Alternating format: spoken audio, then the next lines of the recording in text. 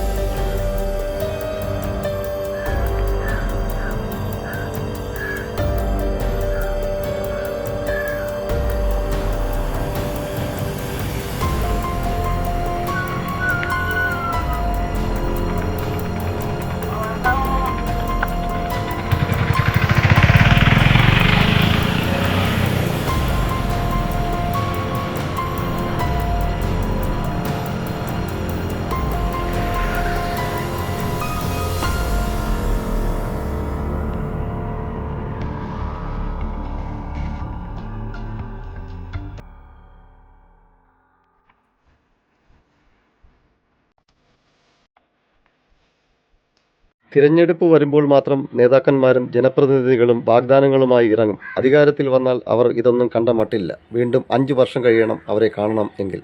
പൊട്ടിപ്പൊളിഞ്ഞ റോഡിനെതിരെ പ്രതിഷേധിച്ചാൽ മണ്ണ് വെട്ടിയിട്ട് ജനകീയമാക്കണമെന്ന ഉപദേശവും കിട്ടും. ഈ വാർത്തകൾ കണ്ടിട്ടെങ്കിലും അധികാരികൾ ഉണരട്ടെ.